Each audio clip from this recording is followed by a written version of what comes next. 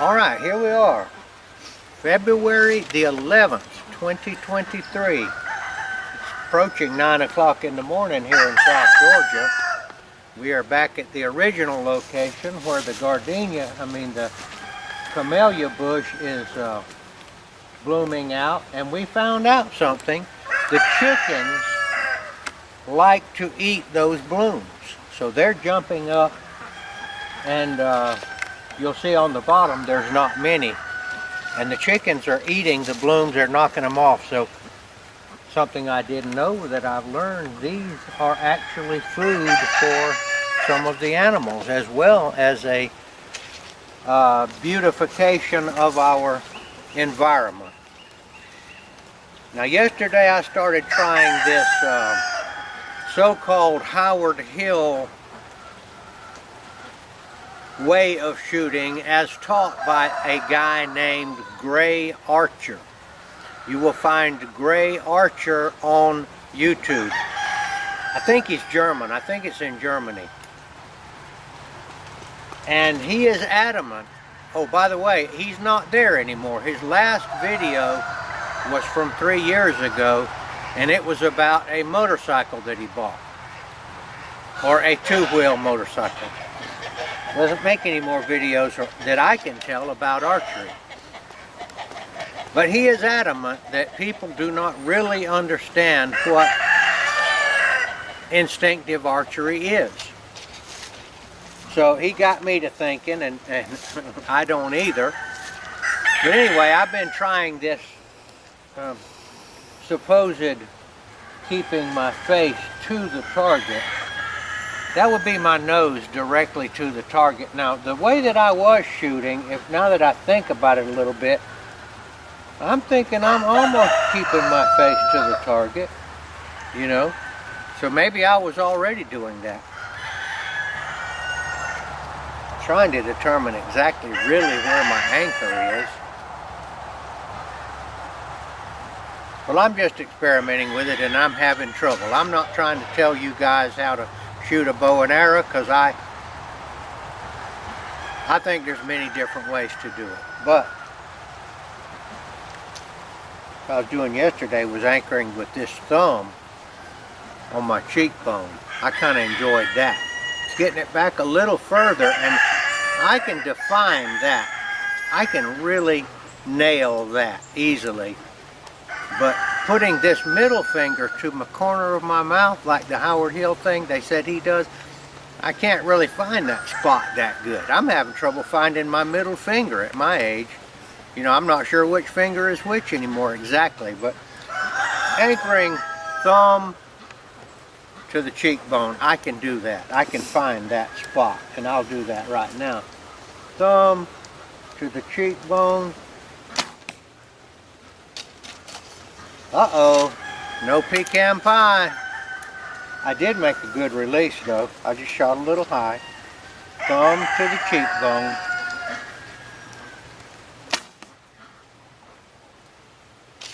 Catching my pocket.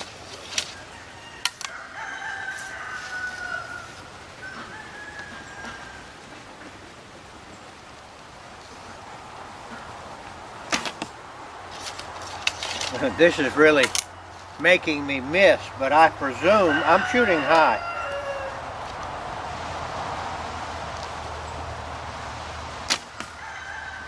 This is not working out.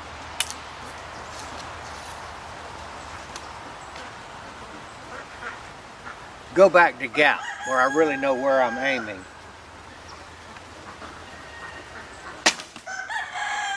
I don't know why I'm hitting my pocket.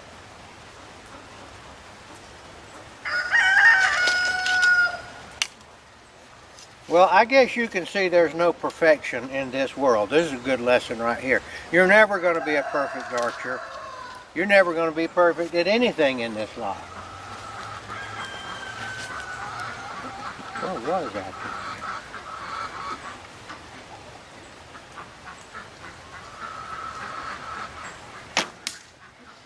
Yeah, thumb to the cheekbone, I'm familiar with that because that's where I put it when I shoot gap. 3 finger under, knuckle thumb to the cheekbone, Now you see I'm starting to hit the target. Everybody's got their own way of anchoring, but it seems to me like this is a bit further out, so it kind of gives you a little bit more room. Thumb to the cheekbone, and I put the arrow at the 5 o'clock position on the pie plate at this distance. Now if I'm further away, I still aim to the right a little bit because my arrow pulls to the left. Somebody asked me, why do I aim to the right? Well, if I don't aim to the right, then I hit to the left of the middle of the target. Thumb to the cheekbone, 5 o'clock position, hit. This is gap. This is the gap method. Thumb to the cheekbone, 5 o'clock position is a perfect hit. This is the pie plate. Let's do it this way. This is the pie plate, and I'm aiming down here as if it were a clock on the 5 o'clock position. Now it will be different for other people because everybody's different in their body build and where they're anchoring and all that. But for me, thumb to the cheekbone, 5 o'clock, perfect hit. I wouldn't want to be on the receiving end of that. Now I can't snap shoot like this, I don't think. Thumb to the cheekbone, 5 o'clock position, perfect hit. Let's go up here. Well, remember there's no perfection on this earth. There's no such thing as perfect. Let's change that to good hit. Acceptable. It was an acceptable hit. Well, I don't know about the gray archer. He's fun to watch, and I don't know why he's not doing it anymore. All of these were hits, even this one, because you see the plate's bent up. And this little grouping right here, this is what I did when I went back to gap. And I'm aiming. I'll show you. When I'm talking about 5 o'clock, this is where I'm putting the point of my arrow, about right there. About 5 o'clock. 3, 4, 5. And it's winding up. Well, you see where it wound up. Might even need to go 5 o'clock and go a little further out rather than the rim. See, about right there to bring this over. But this is a good grouping.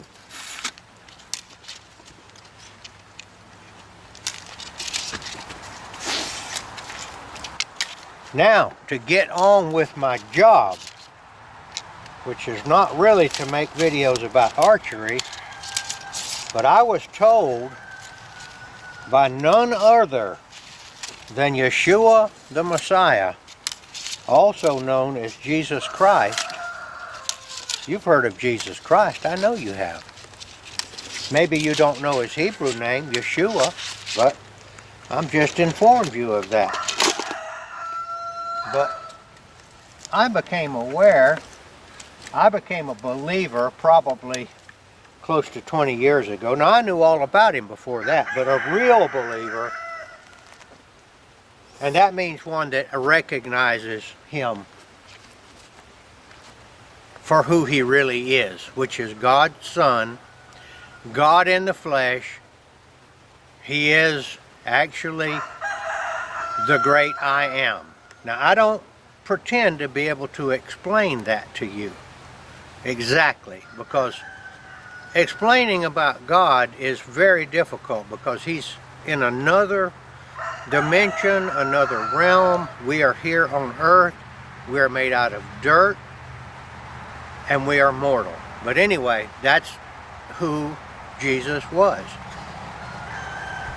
He said when he was here, before Abraham was, talking about his ancestor from way back, Abraham, before Abraham was, I am.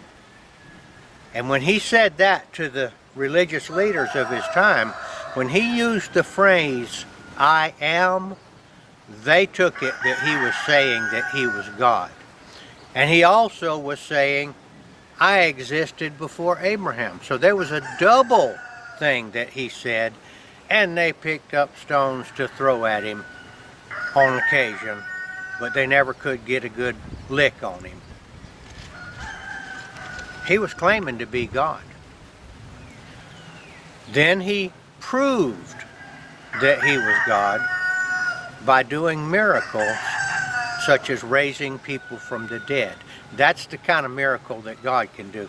Yeshua promised that if you could see this, see who he was, see that he was not an ordinary man, see that he really was God, that he had come down from his lofty perch in heaven to be with his creation, knowing full well that his creation was going to kill him, because we think we're God. The reason we think we're God is because he gave us free will. That is a gift that is beyond all gifts,